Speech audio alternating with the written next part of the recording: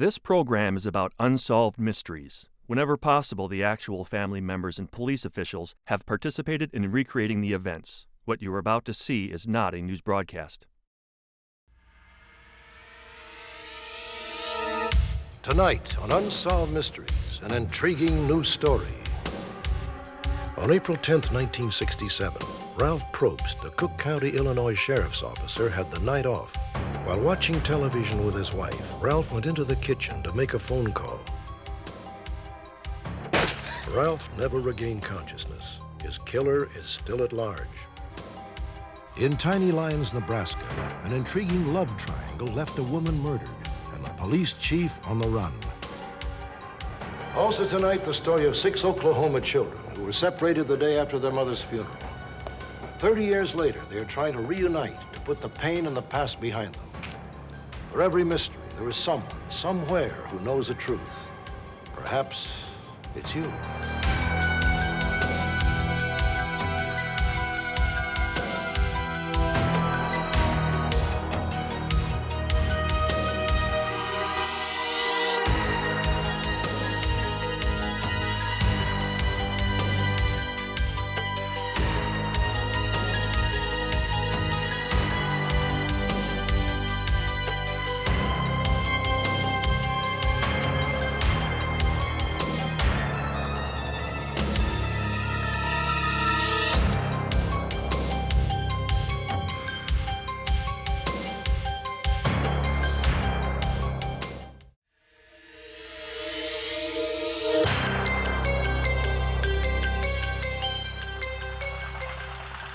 Lyons, Nebraska, a quiet farming town of 1,200 people, is located 60 miles from Omaha.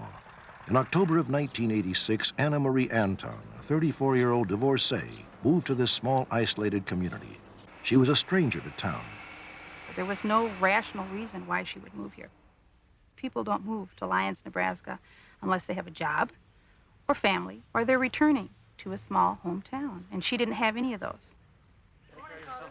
10 years before she settled in Lyons, Anna had severely injured her leg in a car accident. Good morning. Good morning, Anna. How nice to see you. Nice service. Thank you very much. God bless you. Have a nice day now. Anna's neighbors were happy to lend her a helping hand, and her fellow parishioners at St. Joseph's would take turns driving her to and from church.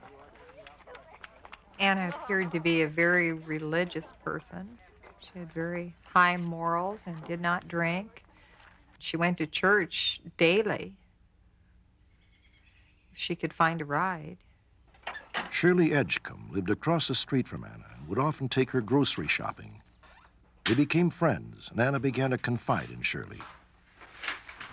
Want me to put these away for you? That'd be great, Shirley. She told me that her ex-husband had been involved in some large drug ring and that she had testified against him and other members of this drug ring. And she was afraid that he was going to harm her. Shirley, can I show you something? She had moved to Lyons to get away from her ex-husband. If anything should happen to me, I want you to open this envelope and call the number that's in it. She did tell me that she'd chosen that apartment because the police chief lived right above her, and she thought if her ex-husband ever did find her that he would be leery about bothering her because of the police car parked out in front.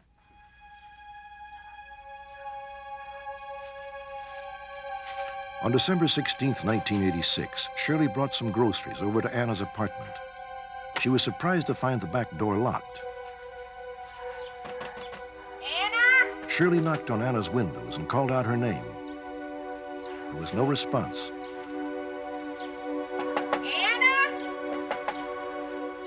That evening, Shirley tried to deliver the groceries several times, but still there was no answer. Anna seemed to have disappeared as mysteriously as she arrived. I hope you don't mind letting me in. I'm really worried about her. It's not like her to just disappear. Police Chief Greg Webb, who lived upstairs from Anna, agreed to help.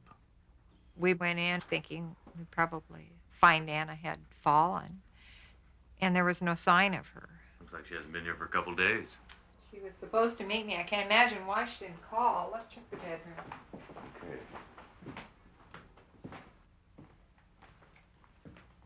There was an outfit of clothes that was laid out on the bed, from shirt and jeans all the way down to underwear. Here's the shoes she always wore. Where would she go without these this time of year? And that seems strange because this is in the wintertime, and if you take your coat and your purse and your cane, it seems only reasonable you would take your shoes. Here it is. Call some of the people in this book. Maybe they've seen her. Why don't you let me do that? It's my job. Okay. A few hours later, he called me and said that he had called those numbers in the book, but she wasn't at any of those places.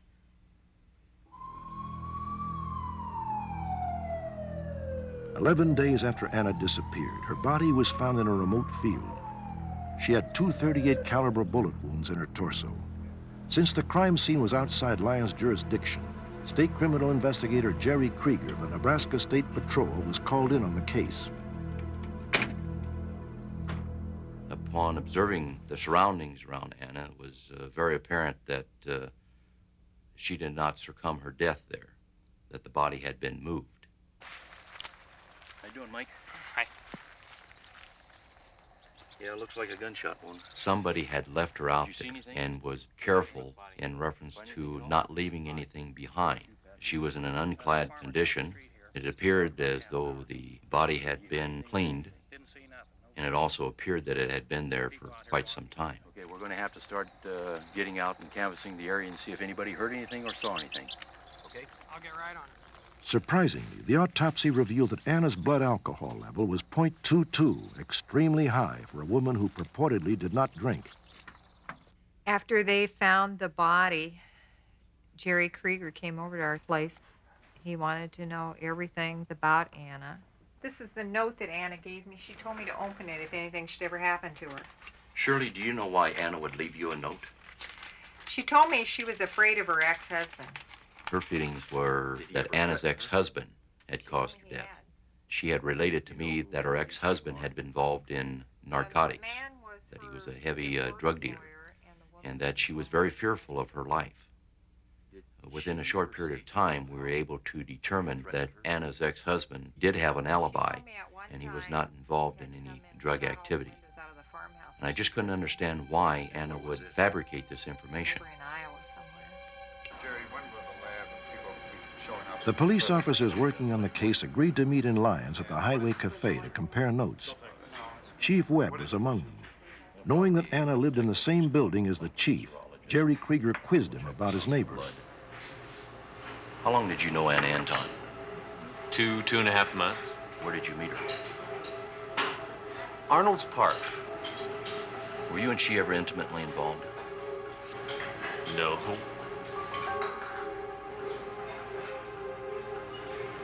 Were you and she ever intimately involved? Yes. On the night she moved in.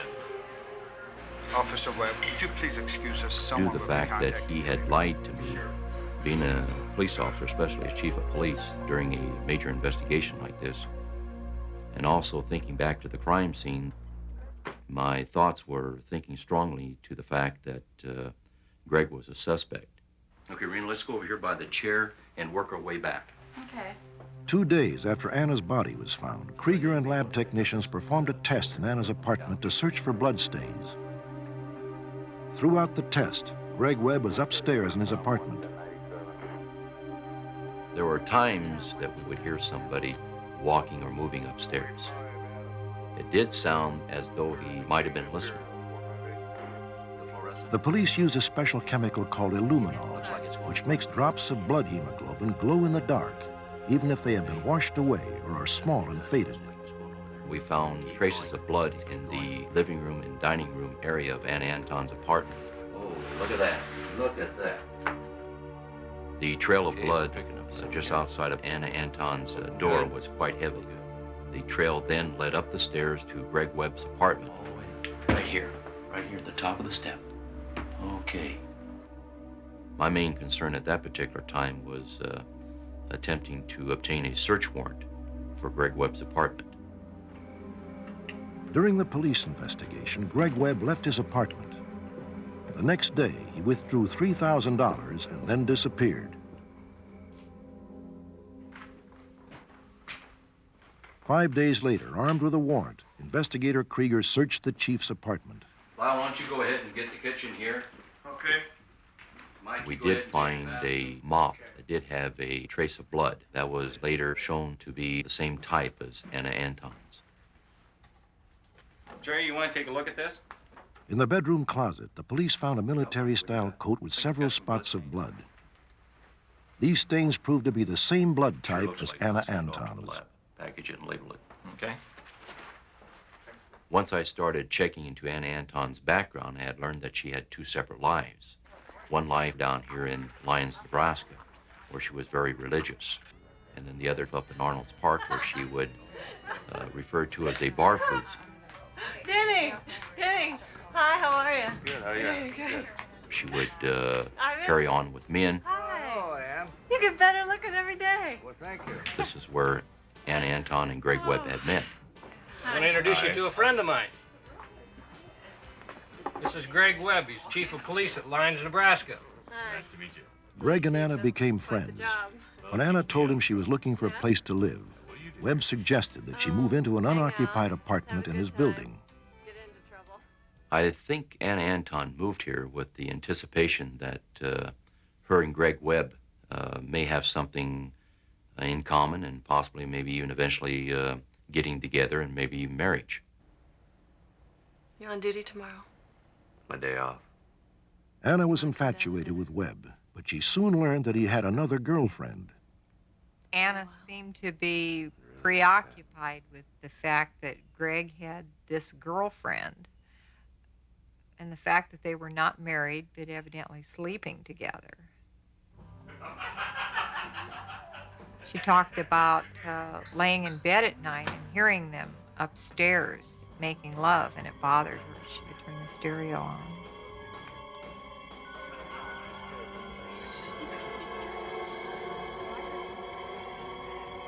She felt that it was a sin to the point that she would get holy water and sprinkle it up and down the steps and on the doorknobs. Investigator Krieger has learned that the night of Anna's death, Greg Webb was intoxicated. I believe Anna Anton's death could have resulted from a fight that might have occurred due to the fact that Anna Anton had found out about this other woman and confronted Greg Webb about this. Give me that key! It was learned that during the following day, in the early morning hours, Greg Webb was seen carrying something from his house out to the trunk of his car. And it was learned later that what he was carrying was actually Anna Anton. The police believe Webb removed all of Anna's clothes and carefully washed her body before she was carried from the apartment.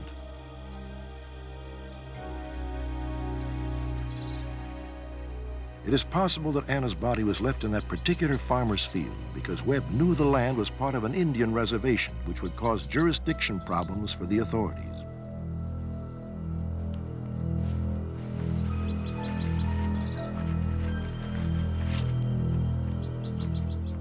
I feel that Greg Webb might have thought that he had committed the perfect crime in the way he had disposed of the body, and also to the fact that he would have known about Anna Anton's ex-husband. On January 6, 1987, a warrant was issued for Police Chief Greg Webb's arrest. He was charged with first-degree murder. Update. Greg Webb is now in custody. When this story was rerun in February of 1993, an alert viewer in Orlando, Florida, recognized Webb as a man he knew as Jim Weber, a construction worker.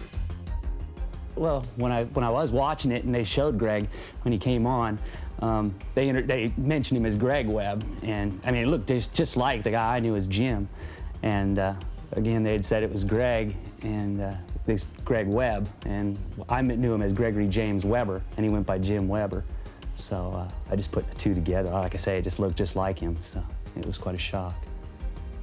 Florida had faxed me photographs of the driver's license that was issued under Gregory James Weber. And once I did see the photographs, I knew that that was Gregory John Webb. The arrest went very well. There wasn't any resistance whatsoever. We took him by surprise, and he was arrested at an off-site construction site.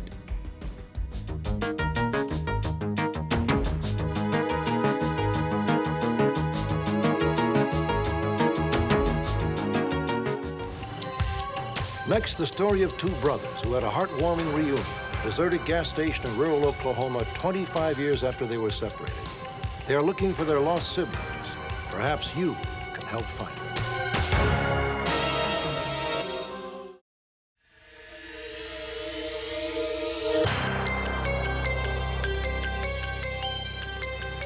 Sadly, 1 out of every 30 children in America suffers from child abuse.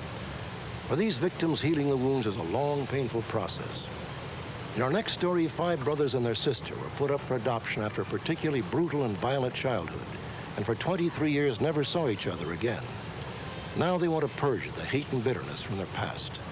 They are hoping that if they can be reunited, they will be able to exorcise those terrible memories that are still a part of their lives.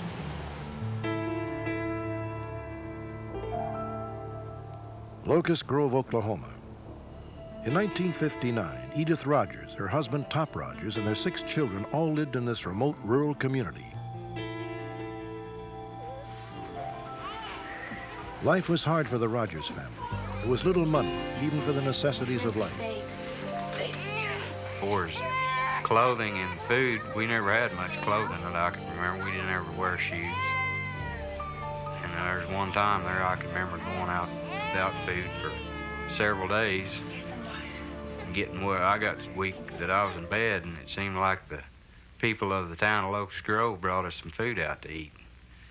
I think that's one of those times that Mom and Dad run off on one of their drunks.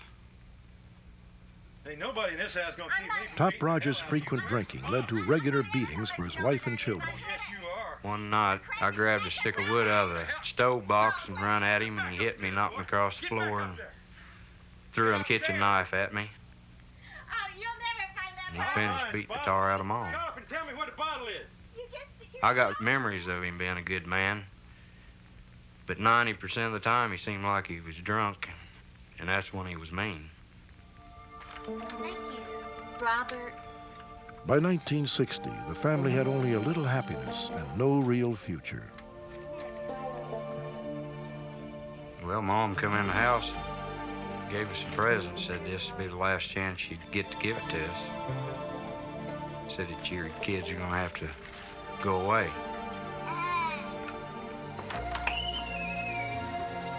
In the spring of 1960, a court ruled that Edith and Top were unfit parents, and in June, social workers arrived at the Rogers log cabin. The children were taken away to the local Pryor orphanage home. They said they was gonna take us away and we'd never get to come back again. It didn't really hit us right then what was happening. It was later on it really took effect, you know, that we'd lost our mom and dad. She didn't even really have any family. It was just Dad and us kids. There's just nothing else to live for except more of the same that she got from him. A few more beatings. She missed us so bad. I know how that must have tore her heart out.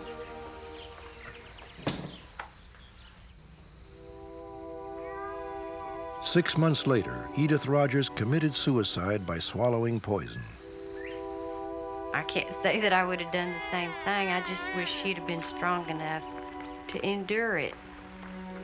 But we were all she had, and when we were gone, her life was over.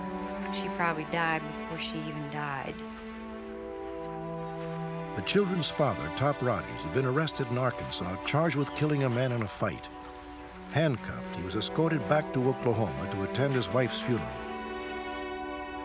Here, for these few sad moments, the Rogers children were reunited for the last time. For the memorial service of Edith Rogers. It has been requested that we close the service today with singing the old hymn, Silent Night. Would you please join me, please?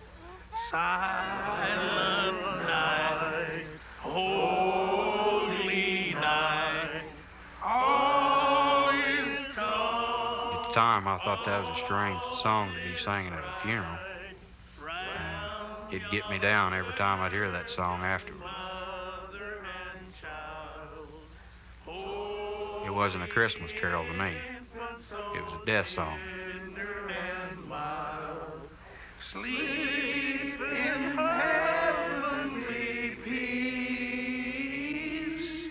Sleep in heavenly. Losing your mother and all your brothers, you might as well have shot me in the heart. It wouldn't have been any more painful.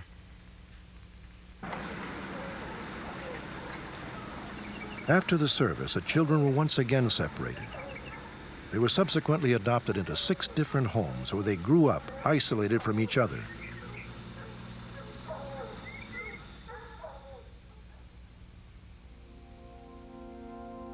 "23 years later, Ella May, who is now called Celia Wangler, wrote a letter to the Oklahoma Department of Human Services. At the same time, Johnny Lee, whose name is now John Rieger, also contacted the same authorities.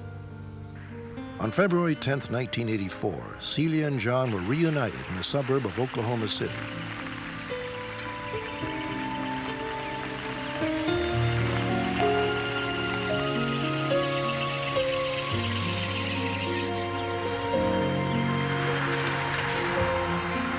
Hello. Hi. Brought you some. Thank you. How are you? Okay. How are you? When I met him, it was just a neat feeling. We were both lit up like a Christmas tree. I felt like I'd known him all my life, and that was the strangest part. We sat and visited for hours. And within 3 weeks of that, we found Robert. When they told me I'd never see my brothers and sisters again, I knowed better than that. Because I knew I loved them, and they was my family, and I was going to find them. And that never left my mind for 26 years. Robert and John agreed to meet on a Sunday morning in April 1984 at a gas station only 20 miles from their childhood home in Locust Grove.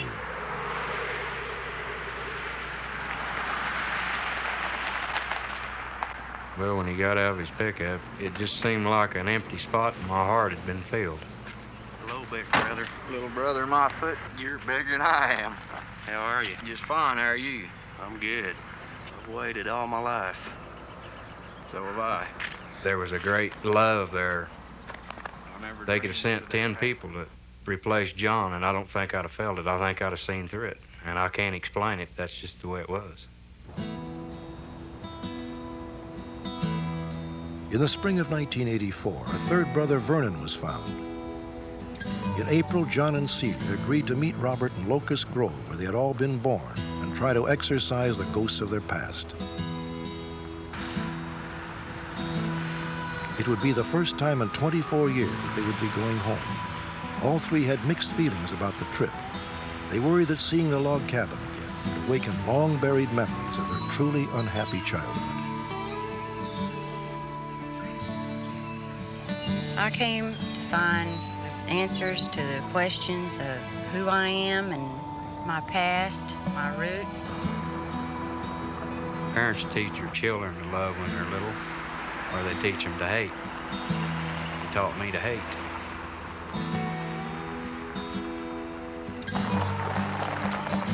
You pull up there, you know, like to the log cabin, and it's like you finally found your roots, and it's like going home, you know.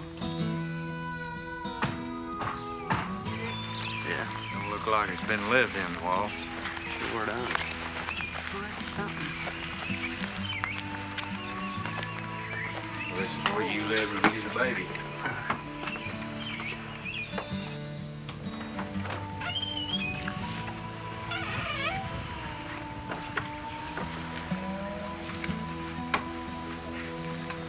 Well, kids, what do you think of this place? It's home. Yeah. That's where we used to live. Check it out.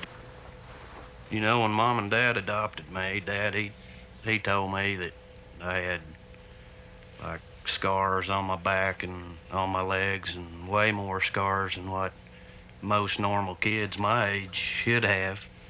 We all got a lot of whippings, and they was usually severe beatings. I didn't have any physical scars, but they were mental. You know, myself, I feel we're way better off getting adopted out. I imagine both of y'all feel the same way, don't you? Yeah. Right.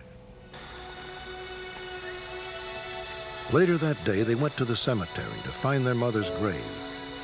They discovered their father had also died 8 years before.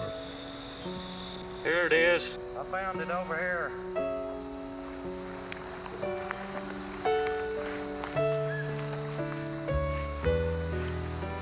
I hated my father very much. I hated him at least 18 solid years. That's what lived in my mind. Some of the things that he done to me when I was a child, I had full intentions of going back when I got older and giving him a chance to do it again. The day that I got to my father's grave, the hate kind of left me. It died. And I wished then that he was still alive so I could say I was sorry and maybe he would tell me he was sorry.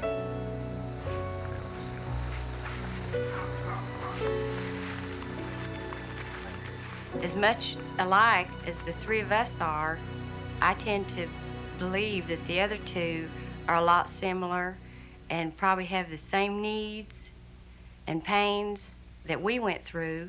And I think finding the other two brothers, when that day comes, it will be the climax of the whole story for us, you know.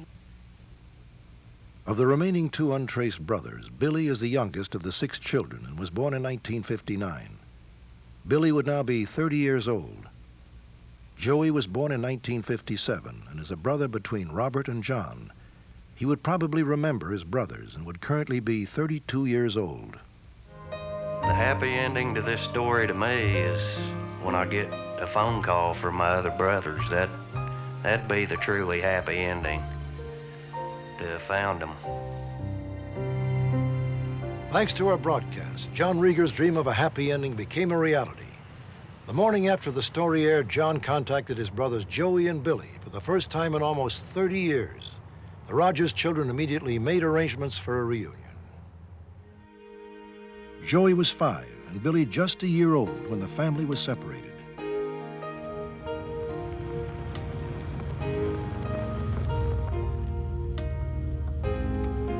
On the morning of October 27th, 34-year-old Joey, whose adopted name is Rusty Donovan, arrived at his sister Celia's home in Oklahoma City. Been waiting a long time, buddy.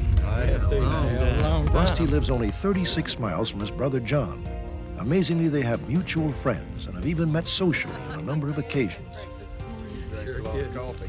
We've brushed shoulders several times. We've been to several places.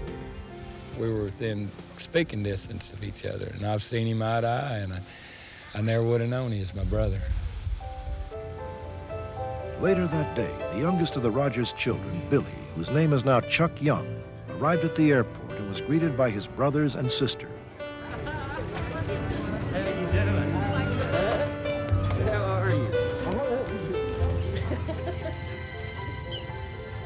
Chuck, who lives in Tennessee, watched our broadcast and was shocked when he realized that he was one of the missing brothers. At the end of the show, they put the family picture together. Well, I seen me sitting there, and I just got up out of the chair and I said, that's me, you know. They're looking for me. For the Rogers family, this reunion marks the beginning of a new chapter in their lives. I think what we were all looking for was the part of our hearts that was torn out years ago. And now, you know, I don't hurt anymore because that part of my heart's been replaced. It's back again, and it feels good. This is a toast to us, and I want you all to know I love all of you. I love y'all too. I'm glad to be here today.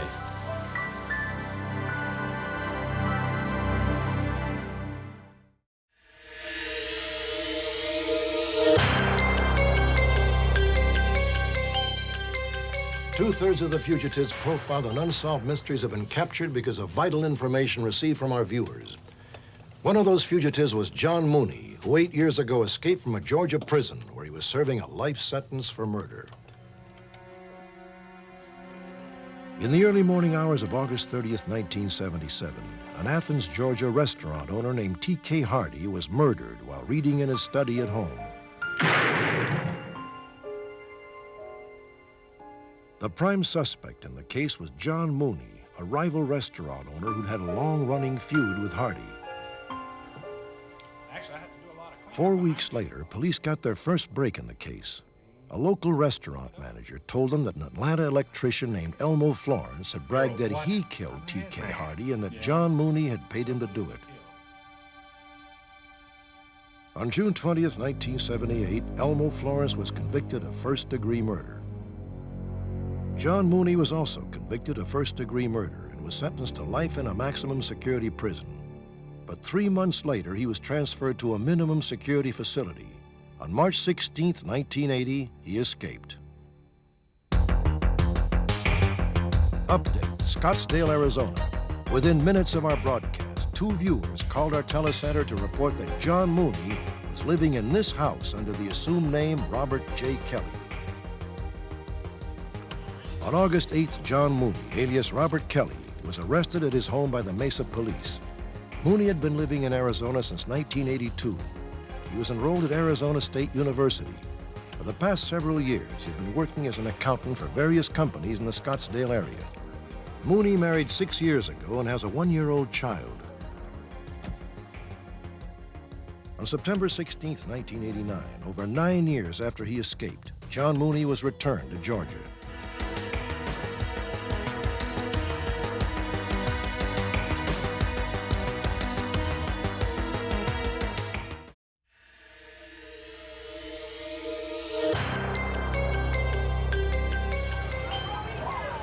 Outside the Academy Theater, the atmosphere is electric. Even though I have attended 15 other ceremonies, I never get April 10th, 1967, the night of the Oscars. Like millions of Americans, Ralph Probst and his wife Marlene settled down in front of the television to watch the ceremony. Well, we were watching the Academy Awards on TV that night, and I must have dozed off. And the next thing I knew, there was this loud explosion that woke me up. I saw this cloud of smoke from behind the television set. When I went in the kitchen, Ralph was laying on the kitchen floor. Ralph Probst had been shot once in the back of the head. By the time Marlene was able to summon help, her husband was dead. He never regained consciousness. Ralph Probst was a 30-year-old Cook County, Illinois sheriff's officer. In addition to Marlene, Ralph left behind 3 small children and a series of baffling questions that over 23 years later remain unanswered.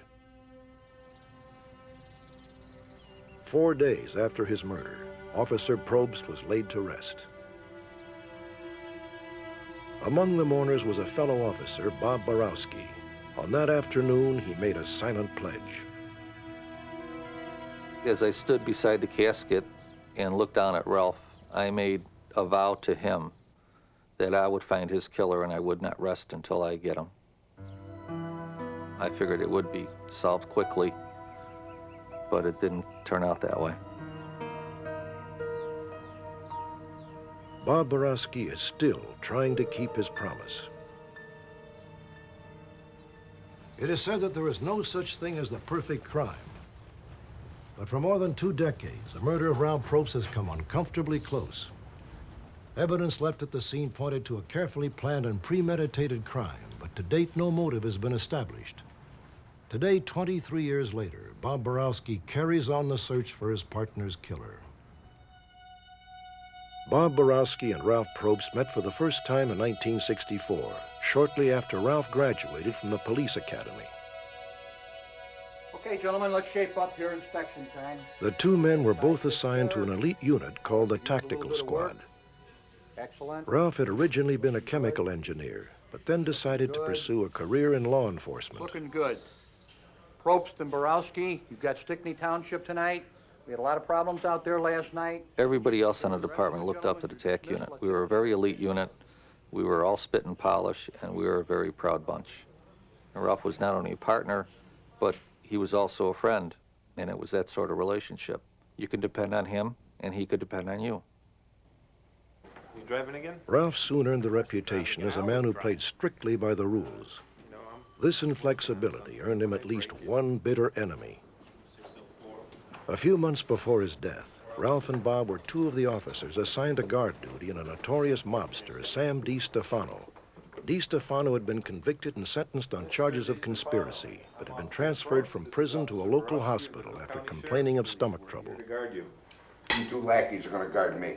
Sam, you can't have any visitors here. You folks are going to have to go. Come on. Are you my doctor? Hang up the phone. Come on. Call the doctor. Take this with Don't you. steal my apples, copper. Man, you're going to have to go too. Get your hands off of her. Call my lawyer. You're What are you also doing? going to have to eat the regular hospital food, just like everyone else in the hospital. You know who I am. As a matter of fact, I do. That's why you're here.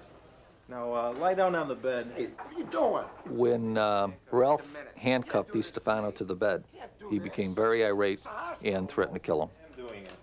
Better grow eyes in the back of your head. If you need us, we'll be outside. Get out. Get out of here. We really didn't take it very serious. We felt that he was just a big bag of wind and just brushed it off. I don't think that the risk ever entered Ralph's mind. I really don't. I think to him it was a job. He enjoyed it. And I don't think he was ever afraid. I imagine in the back of anyone's mind something could happen, but I don't think he dwelled on it. On the night of Ralph's death, police were confronted by an unusual pattern of circumstantial evidence. It appeared as if Ralph had been shot through the kitchen window. Okay, now secure the house. Make sure nobody gets in who doesn't belong. I don't care who it is. Police canvassed the neighborhood looking for witnesses. Though the killer was allegedly standing outside the house, nobody saw the gunman. But a few people did hear a shot. We want a good, clear shot of this ricochet mark. The bullet that killed Ralph had ricocheted off a kitchen cabinet and then fallen onto the stove. This bullet had been fired from a rare .41 caliber Magnum, a gun that had only recently been manufactured. Keep your eyes and ears working as what's going out on the street. See if there's any talk. Contact all your informants. Though there were only 2,000 of these guns in the United States, police were unable to locate the murder weapon. And in spite of a huge manhunt, there were no suspects and no other leads. Okay, we don't have a motive on this one yet. It could be some nut who just doesn't like police officers. So when you're out there, be very careful. One likely suspect, Sam DiStefano, was immediately cleared of complicity in the murder. There were no other suspects save one, Ralph's wife, Marlene. I know from the beginning of the investigation, I think what puzzled everybody is how I had seen smoke inside the house. But if the gunman had been outside, there would have been smoke inside. And yet when I woke up, that's the first thing I saw was this small cloud of smoke coming up from, like, in back of my television set. This telltale puff of smoke led police to suspect that the shot had been fired from inside the house. In addition, glass was found in the yard, not on the kitchen floor. When you have a murder investigation, one of the first places you start with is with the family. And it's just normal, unless you have immediate evidence to lead you away from the family. Are you set inside? Yeah. The investigators conducted an experiment to see if Marlene was telling the truth. First, they fired from 15 feet away. There was no smoke, and the glass fell inside. But then, they fired 2 inches away from the window. There it was, the puff of smoke inside the house. You ever back all over me? I never seen anything like that. We found the glass came out, back onto the shooter, and fell to the ground, and we had the puff of smoke inside the house. From that point on, we knew that Marlene was telling the truth. We determined that the shooter would have to have been 5'11" or taller in order for that projectile to follow the path to where it struck Ralph. To strike the center of the back of the head, where the entry point was, took one terrific shot. He could have been a professional hitman, and he could always have been a law enforcement person. There was another baffling facet to this case. How was a killer able to know that Ralph would be standing by the kitchen window? If anyone had been watching the house, they wouldn't have been able to know even what room we were sitting in unless they were standing by that kitchen window. There was no other window in our house that they could have seen through but the kitchen window. Every other window was covered. My theory on Ralph's murder is that somebody knew Ralph was going to be in that position at that certain time. There was too much light in the driveway, and that person did not stay there and wait for hours for Ralph to get in that certain position. Whoever did it knew Ralph was going to be there at that time, and that person was there at that time. It wasn't somebody that was laying for him. Ralph was set up to be in that position. I believe that possibly he was going to receive a phone call or he was going to make a phone call.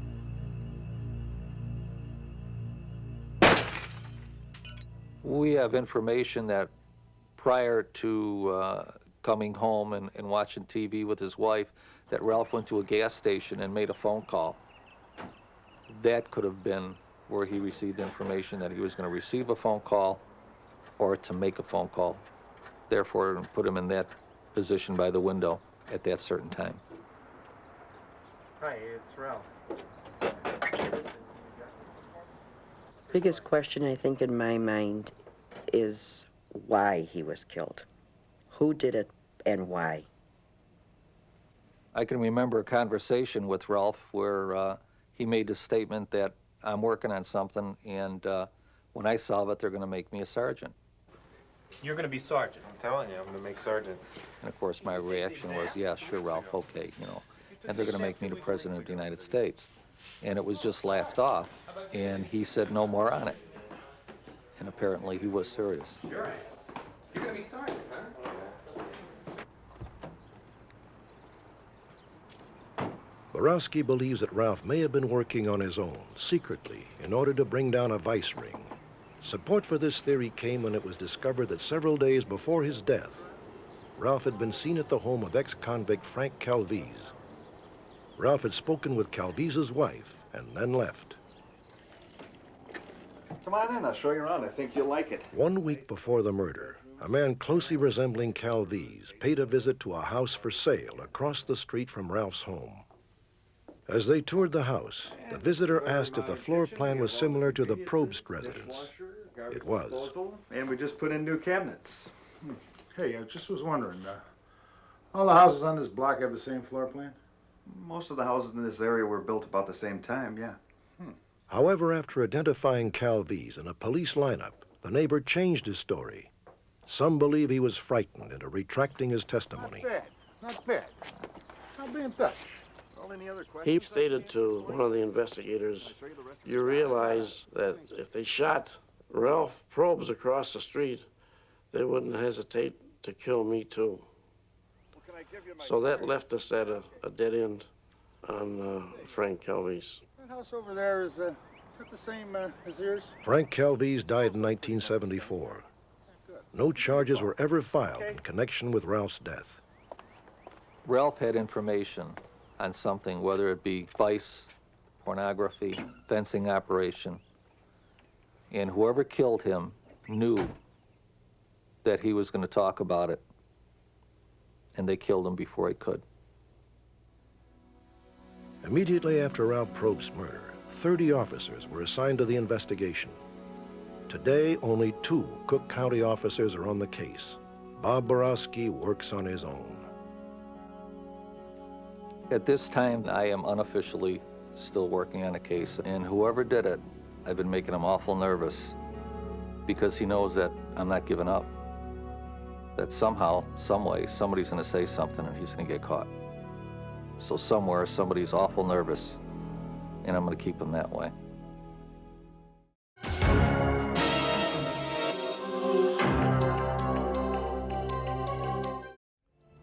Next week on Unsolved Mysteries.